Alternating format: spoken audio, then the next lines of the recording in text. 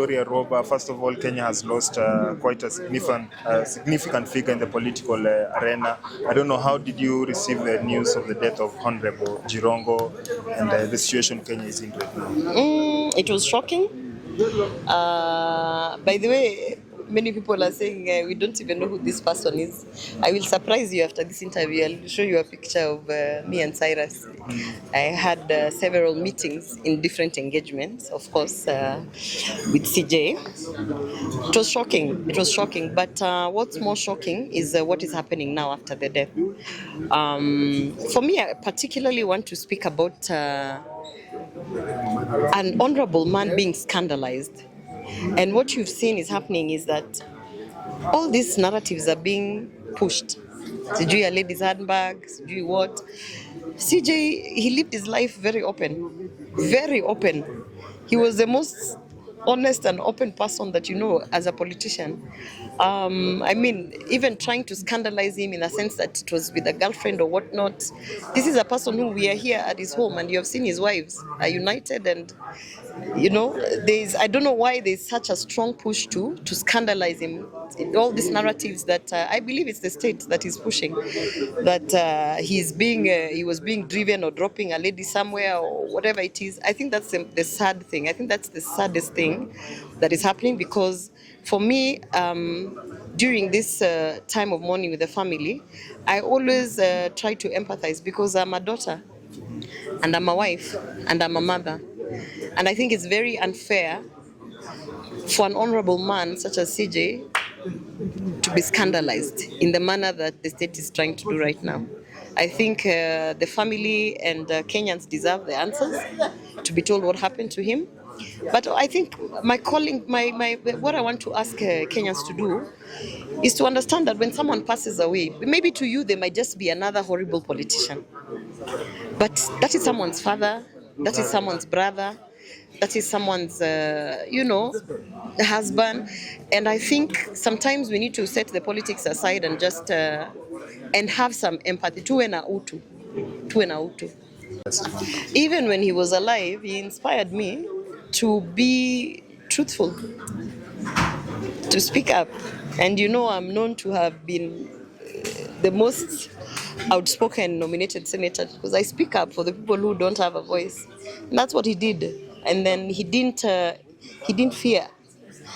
And unfortunately, in this country, it costs you to speak up for the vulnerable, and it costs you to speak the truth.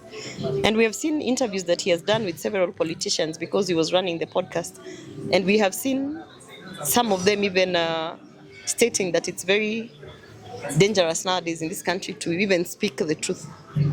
So as a person, I would say as a newbie, as an amateur politician, I really admire that.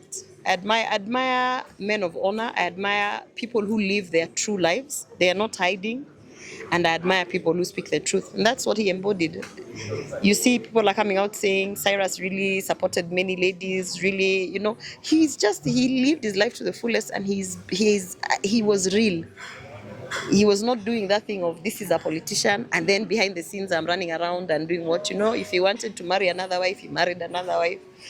And I really admire that, and I believe that it costed him.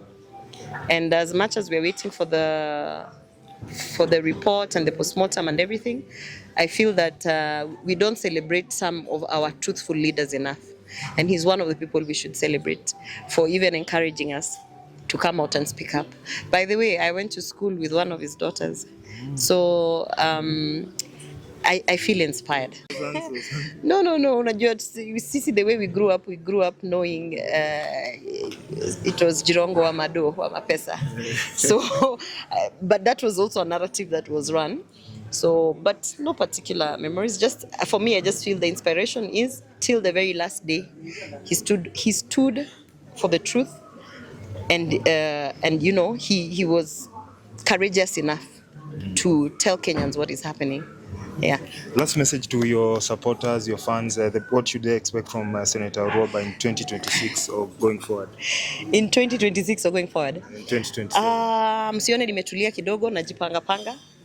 You know, there's a very popular saying about if you are given a tree that you have to cut down, you spend so many hours sharpening the axe, and then so that you can spend less hours bringing down the tree.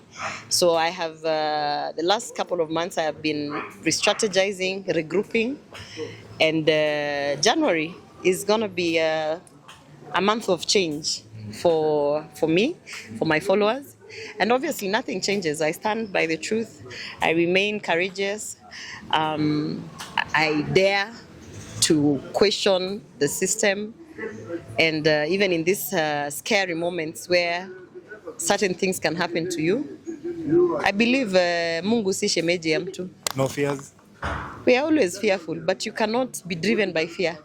You just have to say, I'm afraid, okay, but now, how do I navigate this place? Even with that fear, you can't be a sitting duck. So we're just saying, January is a big month for me.